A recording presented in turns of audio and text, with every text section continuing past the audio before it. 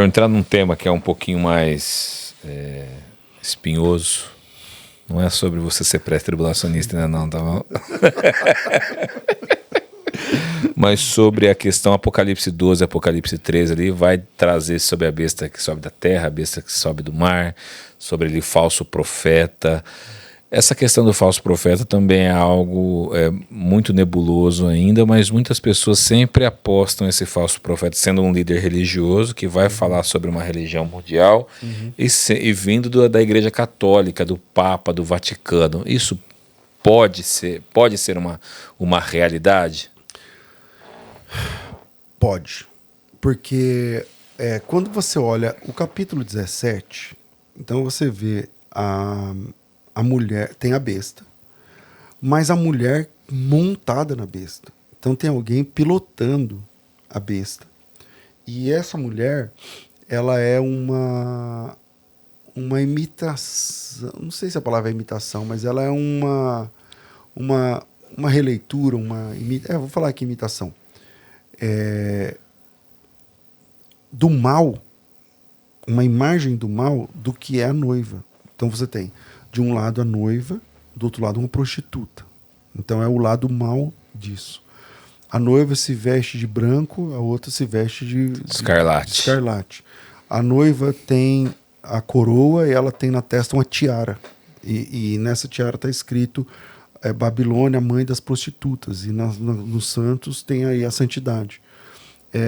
A igreja tem o cálice da ceia do Senhor, das bodas do Cordeiro, e ela tem o cálice do sangue dos santos. Ela está embriagada com o sangue dos santos. A igreja tem a Nova Jerusalém e ela representa a Babilônia. Como eu disse agora há pouco, a Babilônia já tinha sido destruída. Sim. Não existia um lugar chamado Babilônia. Então, quando ela fala Babilônia, né, a mãe das prostitutas e tal, que está escrito nessa tiara na testa dela, ela está fazendo um link óbvio à Babilônia. Então, o que é a Babilônia? Se a Babilônia não existia. E eu disse aqui, agora há pouco, foi até, então, agora a gente vai usar isso, que o Pedro escreve de Roma, falando assim, eu acho que deixa eu achar esse texto, eu acho que é 1 de Pedro 5,13, mas posso ser que eu esteja errado, peraí. 5,12, 5,13, ó.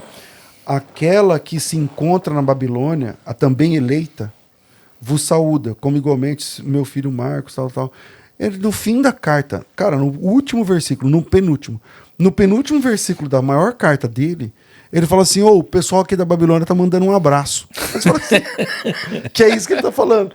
Aí você fala assim, mas peraí, o Pedro, como ele tava na Babilônia, se a Babilônia não existia? Não tinha um lugar que você chegava, bem-vindo à Babilônia. Não tem esse lugar. E aí a gente vai ver a história onde o Pedro morreu, em Roma. Então parece que Roma recebeu pelos cristãos, na Bíblia, o codinome de Babilônia. E lá na frente, o João, que é o companheiro de Pedro e tal, um dos 3 principais apóstolos, sim, ele vai dizer assim, que na testa da mulher está dizendo Babilônia. Então, se Pedro faz essa correlação com Roma, faz sentido de que é a mulher que monta na besta também a represente. E aí, quando você lê o texto de capítulo 17, ela fez com que os reis do mundo se embebedassem com as suas prostituições. E prostituição na Bíblia é idolatria. Sim. Na Bíblia, a idolatria é comparada com a prostituição. E aí você vê que a igreja romana é uma igreja idólatra.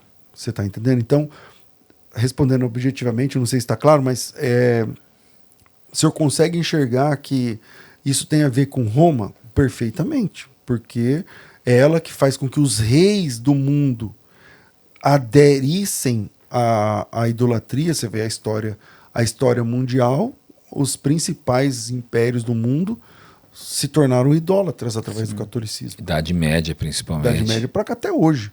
Né? Até hoje. Então você vai em Portugal, sim, vai aqui no Brasil. O Brasil, por exemplo. Então, todos os países que são sobras do Império Romano, tipo a gente, foram embriagados com isso. E até mesmo os países que hoje, sei lá, nos últimos 1000 anos foram islamizados, eles antes também aderiram, o Papa mandava no mundo, entende? Então, O Papa João Paulo tinha uma representatividade muito grande no mundo. Exatamente, exatamente. Então, depois do Papa João Paulo II, entra o Joseph Ratzinger, que é um Papa menos idólatra. Bento XVI, o né? Bento XVI, que não era um Papa idólatra assim.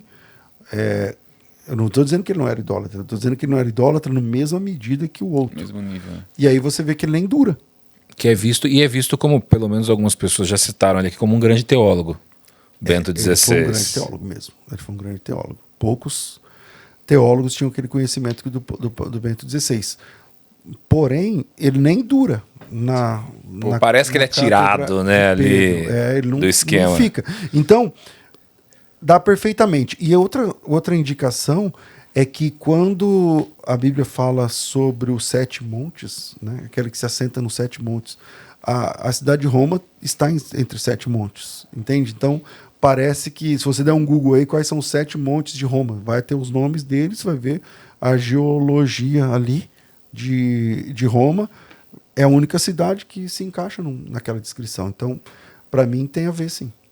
Tem a questão também dos chifres, entrando nessa questão também tem a questão dos chifres da besta, que parece que representam 10 nações do Império de Roma caído, e que cresce esse chifre pequeno, também pode ser algo relacionado àquela região, né?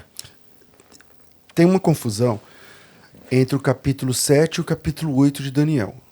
Então, no capítulo 7, ele dá uma descrição desses 10 chifres. No capítulo 8, tem uma outra profecia que está fora desse radar, que é a profecia do bode, do carneiro que tem... O bode que tem 2 chifres, que é derrubado por um carneiro que tem um chifre só. Então, ali é um outro esquema. A gente não pode misturar todos os 2 eventos, porque no capítulo 7 tem a ver com Apocalipse 13. Você lê o Daniel 7, você lê as mesmas palavras que estão em Apocalipse 13. É impressionante. Mas quando você vai para o capítulo 8, você não pode misturar, porque o Daniel teve a revelação, era assim, tinha um bode que tinha 2 chifres e ninguém podia com eles, e ele ia para o Oriente. E veio um carneiro que tinha um chifre só e derrubou o bode.